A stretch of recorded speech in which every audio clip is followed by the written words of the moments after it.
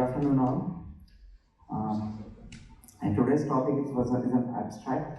Was keynote 789 pemetrexed with platinum plus minus pembrolizumab for EGFR mutant TKI resistant metastatic non-squamous NSCLC. As of now, EGFR TKI plus minus chemotherapy or VEGF therapy remains first line treatment in EGFR mutant metastatic NSCLC, and there is unmet need for effective salvage therapy post EGFR TKI progression. There is heterogeneity of resistant mechanisms, multiple resistant mechanisms including mutations, transformations and histological transformations makes it a heterozygous population. And one of the treatment approach that has been commonly deployed is combination of checkpoint inhibitor plus platinum based chemotherapy plus minus VEGF inhibitor. We have already seen this as IMPOR 150 was the first to show addition of atezolizumab to chemotherapy plus bevacizumab post-TKI progression, showing benefits for PFS as well as OS, irrespective of PD-L1 and mutation status. However, positive results were seen in subgroup analysis, though pre-specified. In only 10 patients in this study had comprehensively received osimertinib. Then the previous study that was presented, Orient 31, is another, it is a Chinese study, positive one, similar to IMPOR 150, and negative study, Checkmate 722, nivolumab, addition to chemotherapy did not add significantly to either PFS or OS.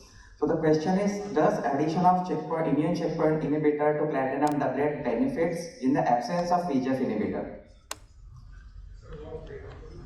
So this keynote 789 was a randomized double-blind phase 3 trial. Patients were stratified based on a treatment history, based on a EGFR TKI use, a geographic region, whether the patient is East Asian or non-East Asian, PD-L1 TPS status, included stage 4, non-squamous NSCLC, both L858R, exon 19 deletion or co-mutations, who had prior PD on EGFR TKI therapy. Patients, it was 1:1 randomization with dual primary endpoints PFS and OS. It is nearly 500 odd patients with 245 in each arm. And in patient, it has significant crossover rate. Nearly 35% of the patients had in non-immunotherapy arm had crossover to pembrolizumab on study.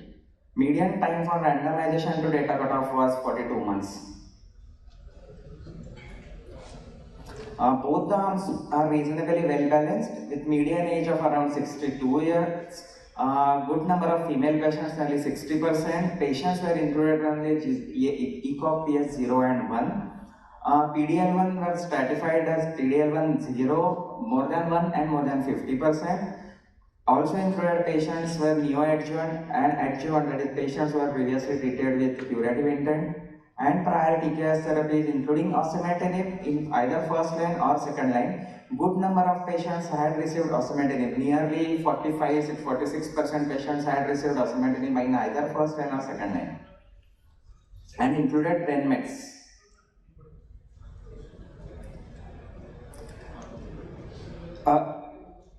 As we can see in this PFS, which is a co-primary endpoint, there is practically no separation of the graphs in either of the arms. Similar case with OS. When we take the whole data into picture,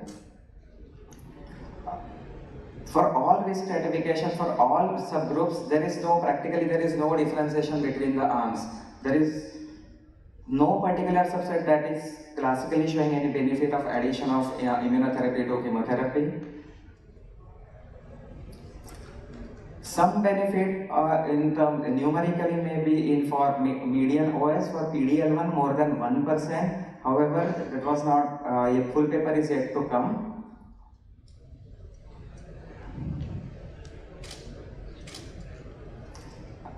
However, there was no additional toxicity concern.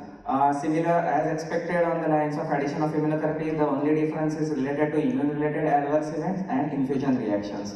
Otherwise, toxicity are on the expected lines. So So the investigators' conclusion was pembrolizumab addition did not improve survival in TKI-resistant EGFR mutant non-squamous NSCLC. There was trend towards improved PFS and OS. However, it was not meeting pre-specified thresholds. There was no new safety signals. AEs were adverse events were manageable. So probably there is need for better predictive biomarkers other than PD-L1. Or as we have seen, there is some difference in PD-L1 positive patients with regards to OS, so we may need some studies for PD-L1 high subset, specifically in this setting. Or the question is, does chemotherapy backbone, whether it is paclitaxel or versus pemetrexed or taxane or pemetrexed, make a difference in combination with immune checkpoint inhibitor?